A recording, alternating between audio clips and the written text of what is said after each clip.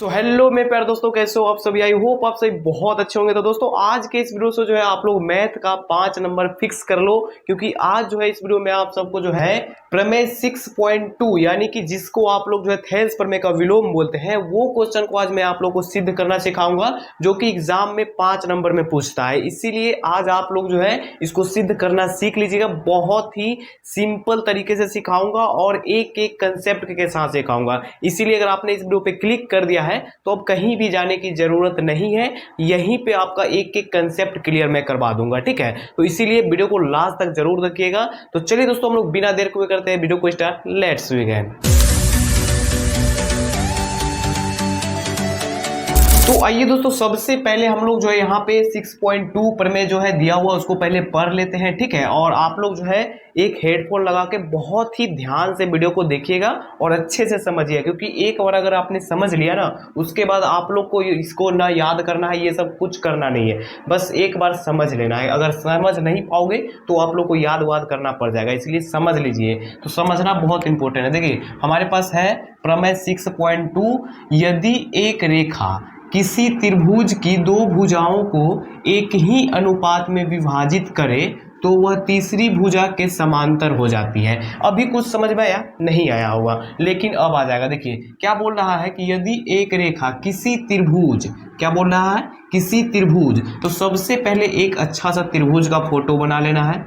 क्या करना है, एक फोटो बना लेना है। त्रिभुज बोल रहा है तो त्रिभुज का फोटो बना लिए। अब इसका नाम रख देते हैं, जैसे कि यहाँ पे ए हो गया, बी हो गया, सी हो गया। अब क्या बोल रहा है आगे कि यदि एक रेखा किसी त्रिभुज, मान लीजिए एक त्रिभुज है, और क्या बोल रहा है, यदि एक रेखा, और इसमें हम लोग को एक रेखा खींचने बोल रहा है, तो एक रेखा खींचेंगे कहाँ पे। तो देखिए यदि एक रेखा किसी त्रिभुज की दो भुजाओं को, यानी ये भुजा और ये भुजा, तो दो भुजाओं को एक ही अनुपात में विभाजित करे, यानी ये भुजा को और ये भुजा को एक ही अनुपात में विभाजित कर देता है, तो वही एक रेखा खींच देना है। तो यहाँ पे हम लोग जो है एक रेखा खींच लेंगे। क्या करेंगे, एक रेखा खींच लेंगे, यहाँ से यहाँ तक रेखा खींच ली। तो देखिए दो भुजाओं को एक ही अनुपात में विभाजित करेगा, यानी इस भुजा का अनुपात इस भुजा के अनुपात के बराबर, इस भुजा का अनुपात इस भुजा के अनुपात के बराबर। अब यहाँ पे आगे देखिए क्या बोलता है, विभाजित करे तो वह तीसरी भुजा के समांतर हो जाती है, यानी जो है यह भुजा जो है यह भुजा के समांतर हो जाता है। तो सबसे पहले इसका नाम रख देते हैं, जैसे ए बी सी हो गया ना, तो इसका रख देते हैं डी और इसका ई। यहाँ तक क्लियर है। अब देखिए क्या बोल रहा है कि वह तीसरी भुजा के समांतर हो जाती है। सबसे पहले आप लोग समझिए समांतर का मतलब क्या होता है। तो समांतर का मतलब होता है कि एक ही तरह का दोनों हो। एक कंसेप्ट यहाँ पे ये हो गया कि समांतर का मतलब क्या हो गया, एक ही तरह के दोनों रेखा हो या दोनों के बीच का जो अंतर है वो समान हो। समांतर का मतलब समझे ना, दोनों के बीच का अंतर या तो समान हो या फिर दोनों सेम हो, मतलब पूरा टू कॉपी हो, ठीक है। तो इसे ही हम लोग समांतर बोलते हैं। इतना क्लियर हो गया। अब यहाँ पे आइए, अब हम लोग क्या करेंगे, फोटो बना लिए और जो जो बोल रहा था क्वेश्चन में वो सब कर दिए। अब यहाँ पे लिखेंगे हल, और उसके बाद अब जो है आप लोग ध्यान से समझिएगा, ठीक है। अब यहाँ पे हम लोग लिखेंगे माना कि ए बी सी क्या है, तो एक त्रिभुज है, एक त्रिभुज है, एक क्या है, तो त्रिभुज है, तो त्रिभुज लिख दिए, जिसमें देखिए जिसमें क्या, तो जिसमें जो है AD बटा DB, यानी AD जो है ये भुजा जो है इस भुजा के अनुपात के बराबर है और ये भुजा जो है इस भुजा के अनुपात के बराबर है, तो वही लिख देना है। AD बटा में DB क्या हो जाएगा, DB, यानी कि AD बटा में हो जाएगा DB, फिर यहाँ पे हो जाएगा AE और बटा में हो जाएगा AEC। तो यहाँ पे लिखेंगे बराबर AE बटा में EC। क्या है, तो दिया है, ये पहले से क्वेश्चन में दिया हुआ है ना, तो लिखेंगे दिया है। सिद्ध क्या करना है, तो यहाँ पे लिखेंगे सिद्ध करना है, सिद्ध क्या करना है, तो यहाँ पे बोल रहा है ना, वह तीसरी भुजा के समांतर हो जाती है, यानी कि DE जो ये भुजा है, ये रेखा जो है वो इस भुजा के समांतर है कि नहीं है, यही निकालना है, यही सिद्ध करना है। तो लिखेंगे DE समांतर, सिद्ध करना है DE समांतर BC, यानी कि हम लोग को यही निकाल के लाना है, सिद्ध करके, प्रूव्ड करके। अब यहाँ पे आप लोग को क्या करना है, तो इतना लिख दिए फोटो के अनुसार, यहाँ पे लिख देना है। उसके बाद अब देखिए क्या करेंगे, उसके बाद बहुत ही सिंपल है। अब यहाँ पे यहाँ से हुआ रचना, क्या हो जाएगा, रचना। अगर आप रचना समझ गए तो उससे आगे तो पूरा सिंपल है, क्योंकि रचना से आगे कोई एक बच्चा भी सॉल्व करेगा, लेकिन रचना मेन है जो अब आप लोग को ध्यान से समझना है। रचना में क्या करना है कि यहाँ पे हम लोग क्या माने हैं कि DE समांतर BC है। यहाँ पे क्या है, DE समांतर BC है ना, ये भुजा जो है इस भुजा के समांतर है। तो हम लोग अब मान लेंगे कि ये भुजा के समांतर नहीं है, मान लेंगे, थोड़ा देर के लिए मान लेना है। तो वही यहाँ पे लिखना है कि माना कि DE समांतर, ये जो आप लोग सिंबल देख रहे हैं ये समांतर का है, समांतर BC नहीं है, क्या है, तो नहीं है। यानी माना कि हम लोग एक मतलब थोड़ी देर के लिए मान लेते हैं कि ये जो DE समांतर BC है ना वो नहीं है, समांतर नहीं है। अब उसके बाद नहीं है तो अब क्या करेंगे, अब एक नया रेखा खींचेंगे, तब जाके समांतर निकलेगा। क्या रेखा खींचेंगे, तो D से एक रेखा खींच लेंगे और इसका नाम रख देंगे E है ना, तो यहाँ पे F रख देंगे। क्या रख दिए, F। अब यहाँ पे वही चीज को लिख देना है कि यहाँ पे लिखेंगे इसलिए D से एक रेखा F खींचा। क्या खींचा, F खींचा। यानी कि हम लोग जो नाम रखे हैं वो F, तो वही ना रेखा का नाम हो गया, तो F खींचा। इतना तक क्लियर है। उसके बाद लिखेंगे यहाँ पे जो BC के समांतर है, क्या है, समांतर है। ये आप लोग नहीं समझेंगे, जो BC के समांतर है। अब समझिए, देखिए पहले जो हमारे पास था वो DE के समांतर BC था, लेकिन हम लोग रचना में क्या किए कि यहाँ पे उसको थोड़ा देर के लिए मान लिए कि ये DE जो है वो BC के समांतर नहीं है। तो अब क्या होगा, तो अब हम लोगों ने फिर से माना कि इसीलिए D से एक रेखा खींच दिए। अब उसके बाद जो रेखा वो खींचे हैं, D से F तक जो रेखा खींचे हैं जो BC के समांतर है, यानी कि अब हम लोग जो है DF से BC के समांतर कर रहे हैं। यानी पहले DE समांतर BC कर रहे थे, अब यहाँ पे हम लोग जो है DF समांतर BC करेंगे। तो यहाँ पे लिख देंगे अर्थात DF समांतर BC। यहाँ पे आप लोग समझे ना कि पहले हम लोग DE समांतर BC किए थे। अब हम लोग कुछ देर के लिए मान लिए कि DE समांतर BC नहीं है, तो उसके बाद नहीं है तो कुछ ना कुछ होना ना चाहिए। तो यहाँ पे अब DF समांतर BC कर लिए, यानी ये रेखा और ये रेखा को अब समांतर मान लिए हैं। अब रचना यहाँ पे अब हमारा कंप्लीट हो गया, रचना कंप्लीट हो गया। यहाँ तक अगर कोई दिक्कत तो कमेंट करके बताइएगा, ऐसे दिक्कत नहीं होगा। अब आगे बढ़ते हैं प्रमाण में। यहाँ तक समझ लिया, कॉन्ग्रेचुलेशन। अब हम लोग बढ़ते हैं प्रमाण में। अब यहाँ से तो पूरा सिंपल है। प्रमाण में देखिए क्या करना है, प्रमाण यहाँ पे हमारे पास क्वेश्चन में दिया हुआ है ना, जिसमें AD बटा DB, ये हम लोग को कंसेप्ट यहाँ पे लिखना है। यहाँ पे लिखेंगे AD बटा में DB बराबर AE और बटा में EC।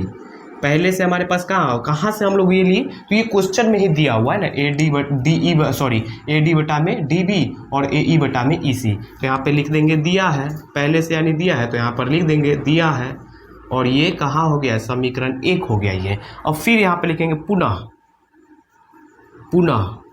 पुनः यानी कि एक बार और ना निकालेंगे, समीकरण 2 भी निकालना होगा ना। तो यहाँ पे देखिए समीकरण 2 कहाँ से अब निकालेंगे, तो समीकरण 2 निकालने के लिए आपको ध्यान देना होगा कि DE समांतर BC था पहले, तो हम लोग वही लिखेंगे DE समांतर BC। उसके बाद हम लोगों ने क्या किया था कि DE समांतर BC को नहीं माने थे, थोड़ा देर के लिए मान लिया, यहाँ पे छोड़ न दिए थे रचना में। अब उसके बाद क्या किए थे, DF समांतर, यहाँ पे देख रहे हैं DF समांतर BC मान लिए थे। तो यहाँ पे हम लोग को वही करना है, इधर तो सेम ही रहेगा क्योंकि इधर एक एक्सचेंज हुआ है, नहीं हुआ है, तो इधर हो जाएगा AD बटा में DE, इधर तो सेम ही रहेगा AD बटा में DB, इधर तो कोई दिक्कत नहीं है। लेकिन बराबर के इस साइड, अब इधर समझिए, पहले हमारे पास था, सॉरी यहाँ पे इसको पहले मिटा देते हैं, अब समझिएगा ध्यान से। पहले देखिए, पहले हमारे पास था AE बटा में EC।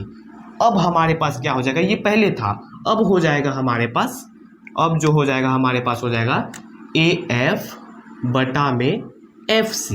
पहले क्या था, AE बटा में EC था, अब हो जाएगा AF बटा में FC। तो बस वही लिख देना है यहाँ पे क्या लिखेंगे, AF बटा में एफ सी। अब यहाँ पे आप लोग बताइए कि ये हम लोग कहाँ से लिए, तो ये तो हम लोग जो है रचना में लिखे, रचना किए थे तो अब जाके एफ निकला था ना, तो रचना से लिए हैं तो यहाँ पे लिख देंगे रचना से। कंप्लीट है यहाँ तक, ये हो गया समीकरण 2। अब यहाँ तक कंप्लीट है तो इससे आगे अब कोई ज़्यादा अब नहीं करना है। अब यहाँ पे देखिए क्या करेंगे, यहाँ पे लिखेंगे समीकरण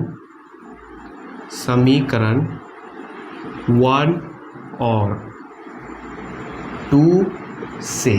समीकरण 1 और 2 से क्या करना है, तो समीकरण 1 और 2 में देखना है कि दोनों में कॉमन क्या है। कॉमन का मतलब आप लोग समझते हैं ना, कि जो दोनों में हो उसको छोड़ देना है। क्या करना है, जैसे आप लोग यहाँ पे ध्यान से देखिए कि AD बटा में DB यहाँ पर भी है, समीकरण 1 में भी और समीकरण 2 में भी AD बटा में DB है, तो दोनों में ये मिल रहा है ना, तो दोनों को छोड़ देना है और जो नहीं मिल रहा है उसी को लिखना है। तो समीकरण 1 में देखिए AE बटा में EC है, तो यहाँ पे ये नहीं ना मिल रहा है, तो यहाँ पे लिख देंगे, लिखेंगे क्या, लिखना है हम लोग को AE और बटा में EC। समीकरण 1 वाला था ये, बराबर समीकरण 2 में यहाँ पे बच रहा है ना, यहाँ पे देखिए AF बटा में FC, तो AF बटा में FC। अब यहाँ तक कोई दिक्कत नहीं है। दिक्कत अब इसके आगे क्या करना है, तो इसके आगे करना है कि यहाँ पे लिखेंगे दोनों तरफ प्लस का 1 करने पर, यानी कि इस बराबर के इधर भी +1 करेंगे, बराबर के इधर भी करेंगे। कैसे करेंगे, तो आइए देख ही लेते हैं। यहाँ पे क्या है, AE बटा में क्या है, EC, तो हम लोग को बोला है +1 दोनों तरफ करने पर, तो यहाँ पे कर देंगे +1, फिर बराबर है तो बराबर AF बटा में FC, फिर +1। यहाँ तक समझ में आया, दोनों तरफ +1 कर दिए कि नहीं। अगर देखिए यहाँ तक अगर आप लोगों को समझ में आ गया होगा तो मैं आप लोग को याद दिला दूँ, वीडियो को लाइक जरूर कर दीजिएगा और हाँ, चैनल पे पहली बार आए हो तो चैनल को भी साथ ही सब्सक्राइब कर लीजिएगा, ठीक है, क्योंकि अब जो वीडियो आएगा ना दोस्तों पूरा इंपॉर्टेंट आने वाला है। अब यहाँ पे आप लोग फिर से आइए, ध्यान से समझिए, कर लिए सब्सक्राइब वगैरह, चलिए बढ़िया बात है। अब यहाँ पे देखिए इस 1 के नीचे कुछ नहीं तो 1, इस 1 के नीचे कुछ नहीं तो 1। अब यहाँ पे तो भैया यहाँ पे एलसीएम सॉरी भिन्न का जोड़ करना है ना, तो भिन्न का जोड़ आप लोग को आता ही होगा। यहाँ पे देखिए EC और 1 का हम लोग एलसीएम लेंगे तो EC ही होगा, तो EC लिख दिए। अब यहाँ पे कोना कोनी गुना कर दीजिए, 1 गुना AE कीजिएगा तो AE ही होगा, और प्लस है तो प्लस, EC गुना 1 कीजिएगा तो EC ही होगा, और बराबर है तो बराबर दे दिए। अब यहाँ पे देखिए सेम वही कंडीशन है, FC से 1 का एलसीएम लेंगे तो FC ही होगा, और FC गुना 1 करेंगे तो सॉरी AF को गुना करेंगे 1 से तो AF हो जाएगा, और फिर यहाँ पे प्लस है और FC हो जाएगा। यहाँ पे गुना करने पर कोना कोनी गुना कर दीजिए, ठीक है। अब यहाँ पे आप लोग देखिए, यहाँ पे जो है ना, अब आप लोग चाहे तो इसको कटा सकते हैं, ये दोनों मैच कर रहा है तो काट सकते हैं, लेकिन यहाँ पे एक और कंडीशन है कि 2 कंडीशन, यहाँ पे 2 रूल है। यहाँ पे भी काट देंगे कोई दिक्कत नहीं है, लेकिन यहाँ पे आप लोग देखिए कि AE जो है और प्लस में EC है, ये इसको पहले मिटा देते हैं तब क्लियर समझ में आएगा आप सबको। यहाँ पे देखिए AE जो है प्लस में EC है, क्या है, AE है और प्लस में EC है, और अगर हम इन दोनों को जोड़ देंगे, टोटल इसका ले लेंगे, तो हमारे पास AC आ जाएगा डायरेक्ट। इसको हम लोग जो है डिवाइड किए हैं तब ना AE और EC करके हम लोग यहाँ पे लिखे हैं। अगर हम लोग पूरा ले लेते हैं यहाँ से यहाँ तक, तब डायरेक्ट AC हो जाएगा ना, ये डायरेक्ट AC हो जाएगा ना, तो यहाँ पे डायरेक्ट AC लिख देंगे, AC और बटा में क्या हो जाएगा EC तो रहेगा ही, बराबर है तो बराबर। फिर यहाँ पे देखिए AF है और प्लस में FC है, यहाँ पे क्या है AF है और फिर क्या है FC है, तो ये दोनों को अगर हम लोग फिर से जोड़ देते हैं, क्योंकि यहाँ पे हम लोग डिवाइड किए हैं इसी के अंदर किए हैं ना, तो टोटल इसका अगर हम लोग बोलते हैं तो यहाँ पे AC ही होगा, तो AC बटा में यहाँ पे क्या है फिर FC AC कट गया। चाहे तो आप लोग इसको यहाँ से भी काट सकते थे, ऐसे डायरेक्ट काट सकते थे, तो दोनों रूल मैंने बता दिया। यहाँ से भी आप लोग काट के डायरेक्ट निकाल सकते हैं और यहाँ पे भी काट के निकाल सकते हैं, बता दिए ताकि कोई पूछे तो आप लोग भी बता दीजिएगा। अब यहाँ पे आप लोग क्या करना है, यहाँ पे अब कुछ नहीं है, यहाँ पे बच गया हमारे पास क्या है, तो बच गया है EC और बराबर FC, EC बराबर FC। दोस्तों यहाँ पे अब काटने के बाद जो हमारे पास बच गया, यहाँ पे क्या बच गया EC और यहाँ पे बच गया FC, तो इतना लिख देंगे और अब लिखेंगे चूंकि अतः यह तभी संभव क्या संभव हो सकता है, हो सकता है जब, हो सकता है जब, जब ई और एफ, ई और एफ समपाती हो, क्या हो, समपाती हो। इसीलिए यहाँ पे हमारे पास हो जाएगा, ये लाइन लिख देने के बाद यहाँ पे लिखेंगे इसीलिए डी ई समांतर बी सी प्रूव्ड। ये हो गया हमारा सॉल्व। हम लोग को यही ना निकालना था, तो हम लोग एक लाइन ये आप लोग को याद रखना है, ये याद इसीलिए रखना है, यहाँ पे क्या है कि अतः यह तभी संभव हो सकता है जब ई और एफ संपाती हो। संपाती का आप लोग मतलब समझते हैं, तो देखिए समांतर का मतलब आप लोग समझ रह गए। संपाती का मतलब होता है कि ऐसा कोई भी रेखा जो अगर उस रेखा के ऊपर पड़ जाए तो वो एक दिखे, यानी कि आप लोग नहीं समझे। जैसे कि एग्जांपल ले लेते हैं, यहाँ पे एक सर्कल है और एक सर्कल यहाँ पे है।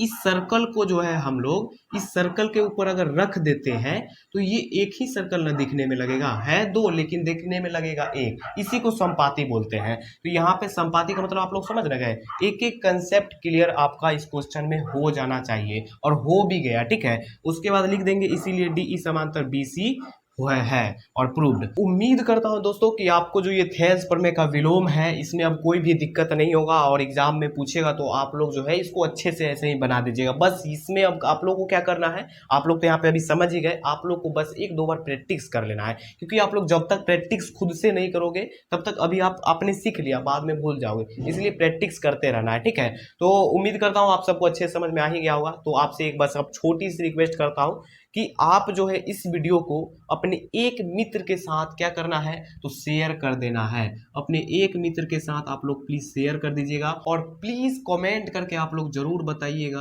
कि आप लोग को समझ में आया कि नहीं आया। ये आप लोग कमेंट और शेयर, ये दो काम आपको करना है। तो चलिए दोस्तों, मिलते हैं नेक्स्ट वीडियो में, तब तक के लिए पढ़ते रहिए, हंसते रहिए, बाय बाय दोस्तों।